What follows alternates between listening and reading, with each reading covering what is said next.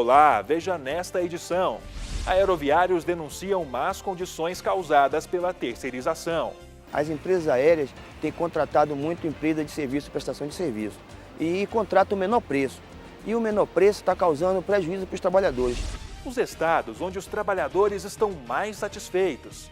Olha, quem tiver um patrão bom, um chefe bom, o funcionário é feliz. Os direitos de quem está no período de experiência. Essa história de dizer, não, faz aqui uma experiência comigo por 3 meses, depois eu assino tua carteira, tá errado. Como a legislação trata o acúmulo de função. O acúmulo de função é caracterizado pela prestação de um serviço além daquele pré-estabelecido no contrato de trabalho individual entre empregado e empregador. E ainda, uma homenagem ao professor.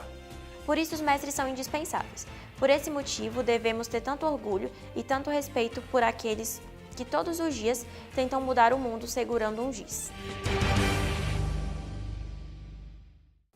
O Trabalho Legal é o programa do Ministério Público do Trabalho em parceria com a Associação Nacional dos Procuradores do Trabalho. Segundo a Aeroviários, a terceirização de serviços tem contribuído para a precarização do setor. Profissionais da área denunciaram ao MPT as más condições enfrentadas no ambiente de trabalho. Garantir a segurança dos passageiros, cuidar das malas e proporcionar uma boa viagem são algumas das atividades diárias dos trabalhadores aeroviários. Mas desempenhar essas funções em condições desfavoráveis é um grande desafio. Segundo o diretor do sindicato da categoria, a terceirização de serviços tem prejudicado os profissionais. As empresas aéreas têm contratado muito empresa de serviço e prestação de serviço e contratam o menor preço. E o menor preço está causando prejuízo para os trabalhadores, porque as empresas auxiliares, para manter os seus lucros, vêm tentando desvirtuar a categoria, alegando que os trabalhadores de empresa auxiliar não faz parte da categoria de aeroviário. E nossa categoria é regulamentada. Regulamentação profissional ao decreto 1232, que fala quem é o aeroviário. Carlos trabalha na área da segurança do Aeroporto Internacional de Brasília. Segundo ele, o descaso das empresas torna o trabalho cada vez mais estressante. Com as terceirizações, acontece uma rotatividade de trabalhadores. Em 2 anos vence o contrato e acontece o quê? Diz respeito ao direito trabalhista, inclusive em questão de férias. Muitas empresas fazem um contrato de 2 anos com o aeroporto, com a administradora do aeroporto. O que acontece? Esse trabalhador, os 2 anos limite que ele tem para tirar férias, eles vão lá, não dão essa férias, depois paga os direitos do trabalhador, o trabalhador entra em outra empresa sem férias e ali gera o estresse. Você trabalhar estressado na aviação, isso é risco para a aviação. Já Luiz revela que as empresas terceirizadas cortam cada vez mais gastos e por conta disso ele acaba trabalhando dobrado. É uma área de muita correria e de estresse, a gente atua todos os dias e devido a essa economia das empresas, essas crises delas aí que vivem, a gente está tendo uma redução de equipe, as equipes tudo reduzidas, que o nosso manuseio, a gente atua com bastante atenção, mas nunca a gente consegue atuar assim com o serviço de acordo com o manual e o curso que eles passam, por redução de equipe. Os profissionais denunciaram a precarização da profissão ao Ministério Público do Trabalho. Nós temos trabalhado insistentemente na mobilização, no jurídico e estamos usando também o Ministério Público, não só aqui em Brasília, mas pelos estados. Entendemos que o Ministério Público tem feito um papel importante na fiscalização dos nossos direitos, cobrando direito de segurança do trabalho, cobrindo a convenção coletiva, porque as empresas vêm efetivamente precarizando a mão de obra. Só para você entender, o trabalhador aeroviário que faz serviço de rampa, com seus direitos, não só direitos de convenção coletiva, mas sobrecarga de trabalho, todo esse tipo de coisa, falta de preparação para esse tipo de serviço, porque lá em cima não existe acostamento. Um trabalhador mal treinado, que não esteja com a capacidade sua para fazer esse tipo de serviço, uma bagagem, uma carga mal condicionada pode deslocar no voo e causar um acidente. Então nós estamos alertando o Ministério Público dessas situações também. De acordo com o procurador do Trabalho, Alessandro Santos, as consequências da terceirização são graves e precisam ser combatidas. O setor de transporte aéreo é um setor que nós verificamos muita terceirização. com a terceirização há também a precarização. Há trabalhadores que recebem menos do que se fossem contratados pelas próprias empresas e que muitas vezes veem seus direitos não garantidos.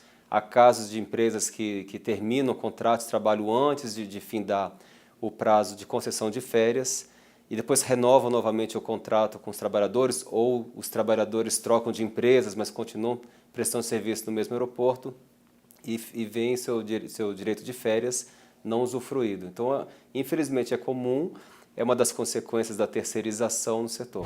O MPT tem acompanhado, investigado e denunciado à Justiça práticas ilícitas no setor. Em 2006 e 2007, com a crise do setor aéreo, o Ministério Público do Trabalho realizou diversas forças-tarefas, seja para verificar as condições de trabalho dos controladores de tráfego aéreo, como também dos aeronautas e aeroviários.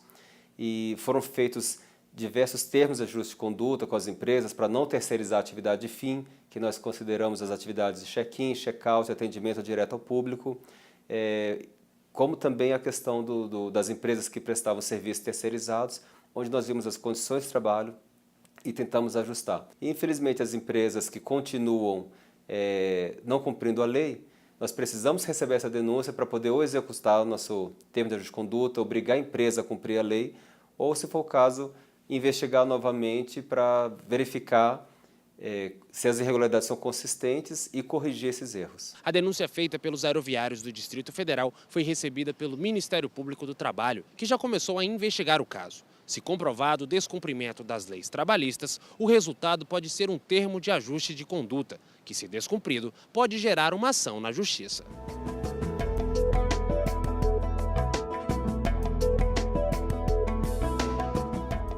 Um levantamento realizado por um site de carreiras revela os 10 estados onde há mais satisfação em relação ao trabalho.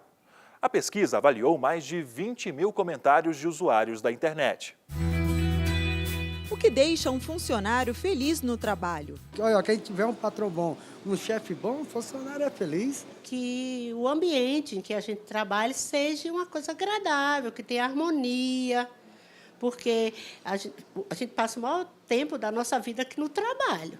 Então, tem que ser uma coisa muito prazerosa. O ambiente de trabalho é muito bom, as pessoas que lideram aqui dentro. Então, isso é muito importante para a gente lidar com as pessoas. É a liderança e a felicidade do trabalho. Em primeiro lugar, um ambiente feliz e qualidade de vida são dois conceitos intrínsecos, né? Basicamente, um funcionário que realmente está se sentindo bem emocionalmente e que traz isso consigo, ele produz mais. Um estudo de um site especializado em carreiras apontou os 10 estados brasileiros onde o empregado está mais satisfeito no serviço e o porquê. A gente criou o Lovman porque a gente percebeu que você só descobre como é trabalhar numa empresa depois que você começa a trabalhar lá. E aí, se você não gostou, já é tarde demais, né? E aí a gente viu que a fonte de informação que o profissional mais valoriza quando ele está decidindo onde ele quer trabalhar é se ele conhece alguém que trabalha na empresa, né? E aí ele pode perguntar, fulano, me conta como é que são as oportunidades de carreira, como é que é o dia a dia da empresa, a cultura. E essa fonte de informação é muito útil. O levantamento foi feito com cerca de 20 mil comentários anônimos, coletados no período entre janeiro e fevereiro deste ano pelo portal. No Love Mondays a gente tem 5 perguntas quantitativas que o funcionário responde de 1 a 5, são estrelas, né? Então, o primeiro quesito é satisfação geral e foi isso que a gente usou para esse levantamento. Então, a sua satisfação geral você dá de 1 a 5 estrelas, sendo que 1 estrela significa muito insatisfeito e 5 estrelas significa muito satisfeito. Então, o grau de satisfação geral foi o que a gente usou, que é de 1 a 5, e aí os pontos que as pessoas mais falam que gostam ou que não gostam, isso aí é do texto de maneira espontânea e é da leitura de texto mesmo que a gente faz. O ranking ficou com o estado de Santa Catarina na liderança, seguido por Paraná, Rio Grande do Sul, Minas Gerais, Distrito Federal e Goiás. Logo depois vem São Paulo e Pernambuco empatados e, na sequência, Bahia e Rio de Janeiro. Os aspectos destacados pelos profissionais dos estados com as maiores notas foram benefícios corporativos, aprendizagem profissional e progressão na carreira.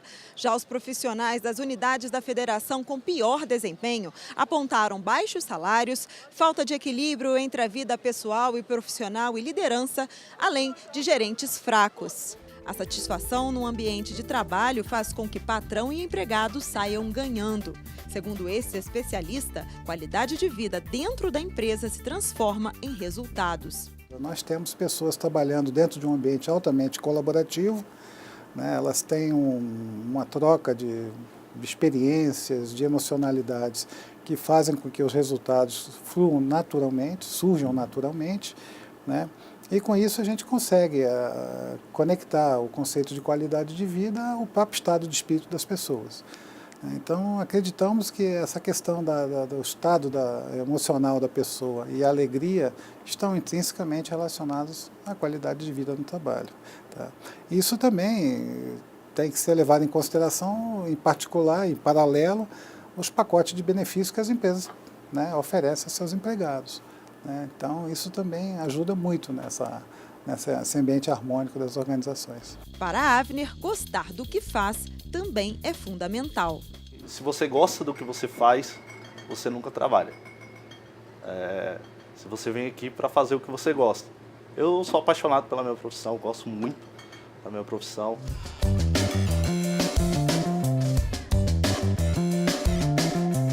A seguir, os direitos de quem está no período de experiência. O Trabalho Legal volta já já.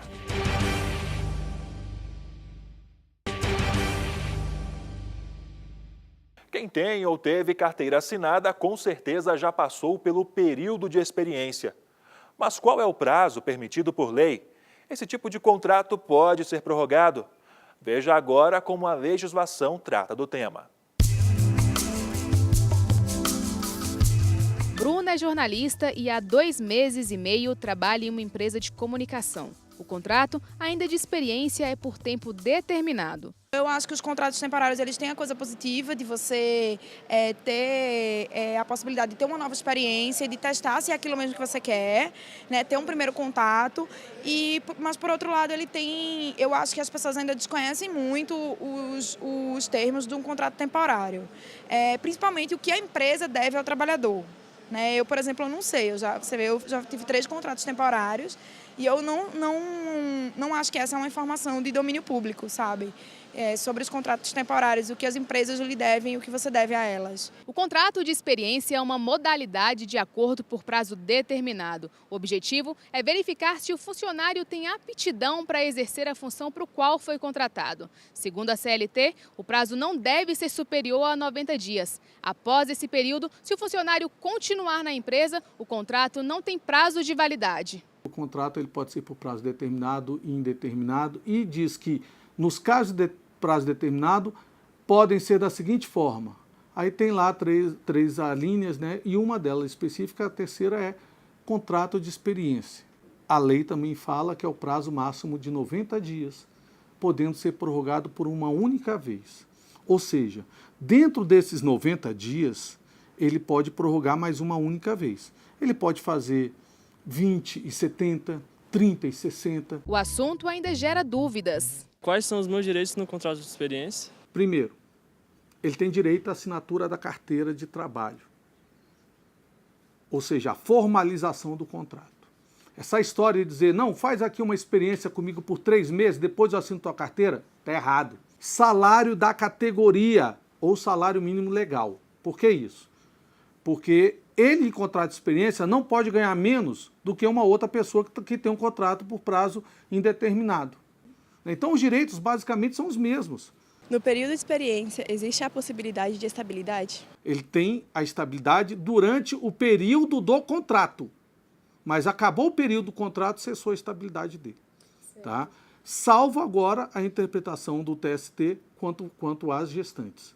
Quais os direitos de quem é dispensado durante o contrato de experiência? O 13º dele, proporcional, e as férias proporcionais, acrescida dos variáveis que tiver.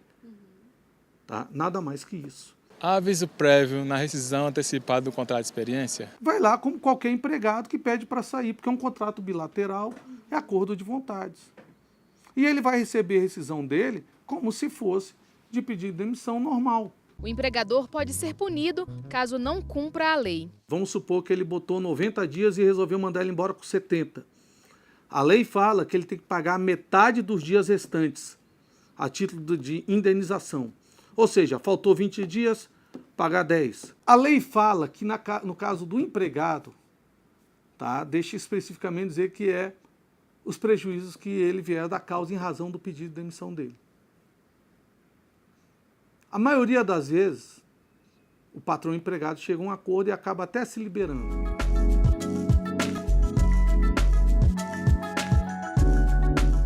A equipe do Trabalho Legal foi às ruas ouvir trabalhadores que têm um recado especial para os chefes. O resultado você confere agora.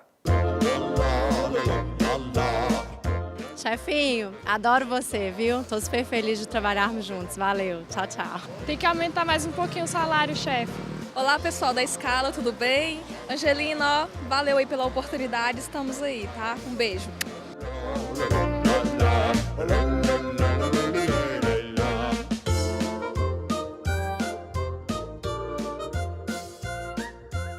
E você vai ver depois do intervalo. Gabriela Lima faz homenagem ao professor. Vale a pena conferir. A gente volta já.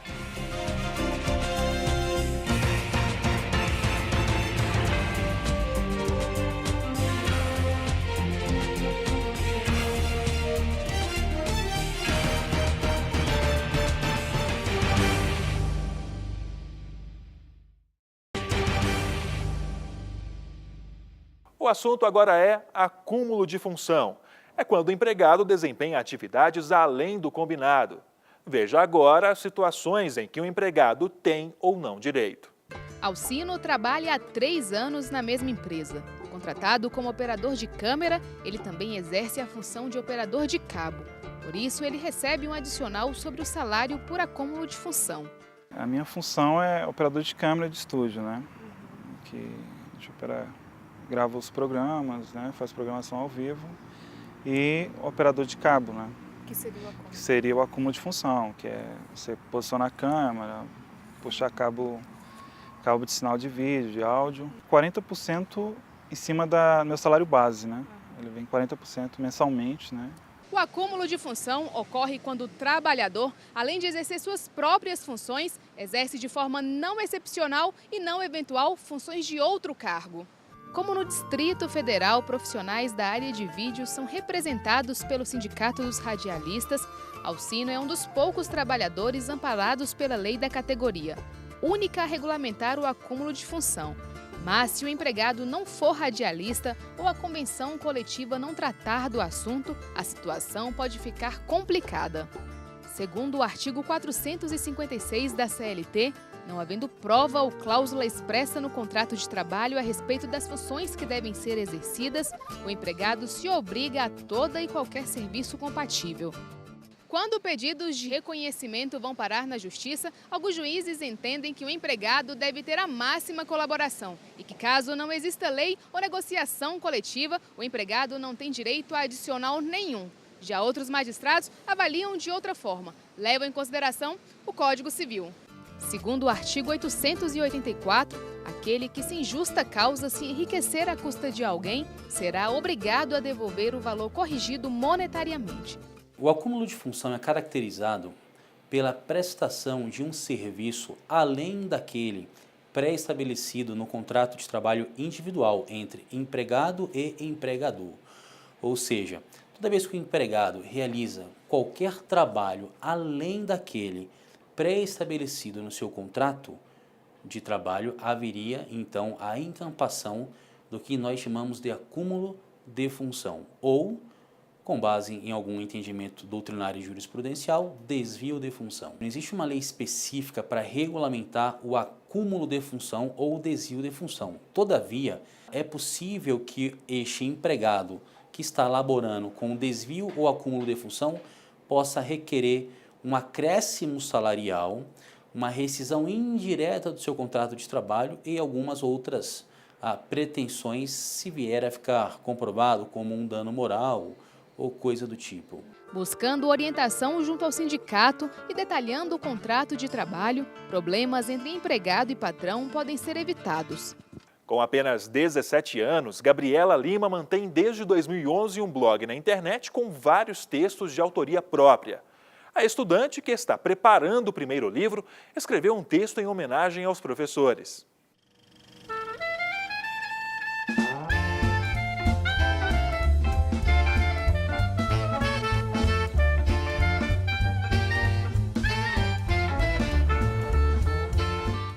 Estamos aqui hoje para bater um papo especial com a escritora Gabriela. Tudo bom? Tudo bom, Rodrigo, e com você? Tudo também. A gente vai nesse quadro ainda acompanhar o texto que ela fez especialmente para o programa Trabalho Legal.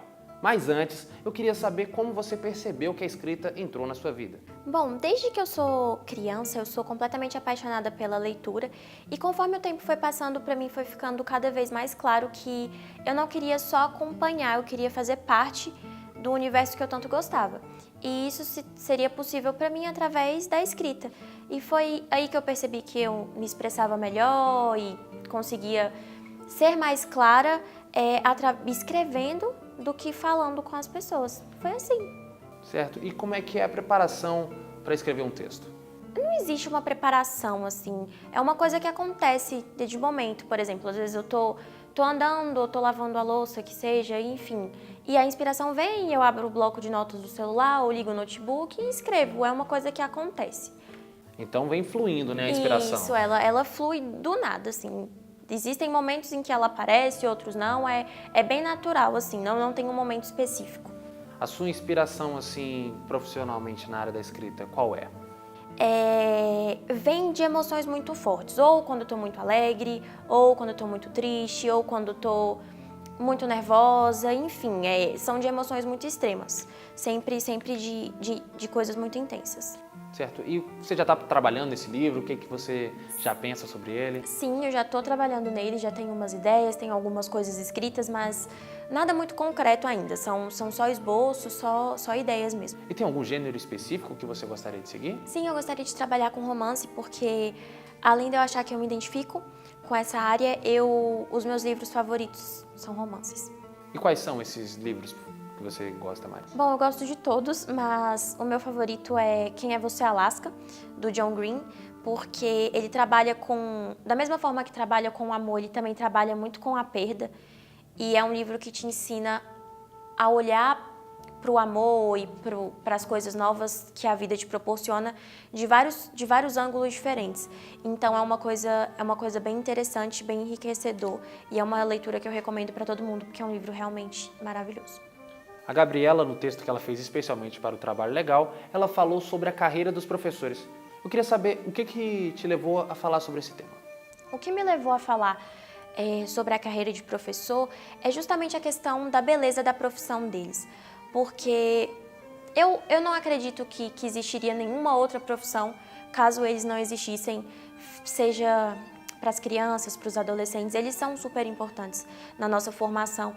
E é uma profissão que eu acho muito bonita, porque eu entendo o ser professor como tentar salvar vidas todos os dias, de uma maneira direta ou indireta.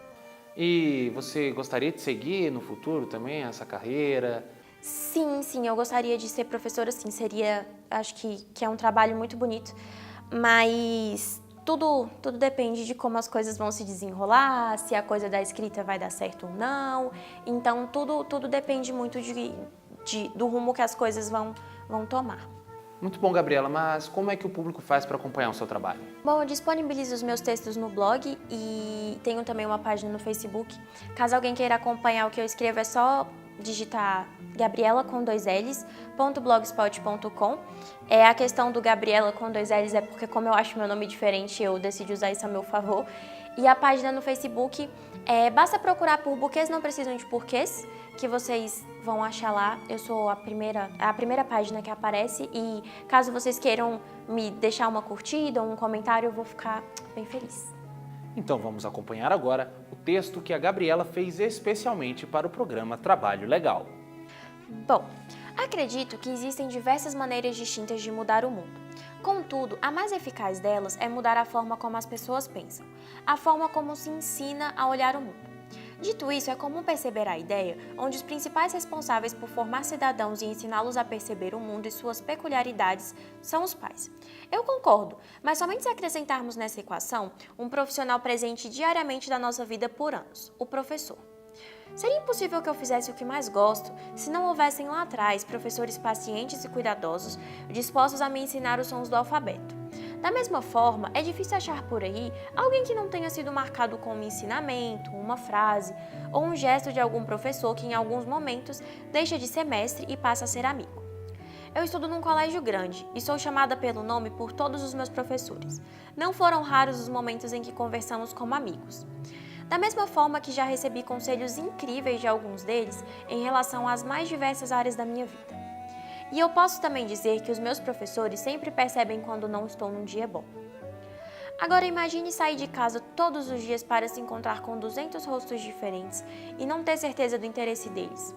Imagine ser suficientemente corajoso para dizer às pessoas com concepções diferentes das suas o que você pensa. Imagine tentar mudar o mundo de segunda a sexta-feira e não ser devidamente reconhecido por isso. Agora imagine só fazer tudo isso e ainda sair sangrando de um protesto que pede educação. Pelo que notamos ao assistir os jornais recentemente, ser professor no Brasil é correr risco de vida, o que muito me entristece, já que somos uma nação grande demais para ser transformada de outra maneira que não envolva a educação. Afinal de contas, os jovens filhos da pátria educadora também acompanham o descaso com o qual são tratados os mestres. Não somente a educação que se baseia no conteúdo, mas a educação que leva em conta os valores humanos, valores esses que em alguns casos não podem ser ensinados dentro dos nossos lares. Por isso os mestres são indispensáveis. Por esse motivo devemos ter tanto orgulho e tanto respeito por aqueles que todos os dias tentam mudar o mundo segurando um giz. Muito obrigado pela sua participação aqui, parabéns pelo seu trabalho, a gente deseja sorte no futuro como escritora. Obrigada pela oportunidade e obrigada pelo espaço, Rodrigo. Valeu, Gabriela. E Rafael, a gente volta ao estúdio com você. Valeu, Rodrigo. E você também pode participar do nosso programa pelo e-mail trabalholegal.pautas@gmail.com. Já para conhecer um pouco mais sobre o Ministério Público do Trabalho, acesse www.mpt.gov.br e também o Facebook ou o canal no YouTube. O programa de hoje fica por aqui. Obrigado pela sua companhia e até o próximo encontro.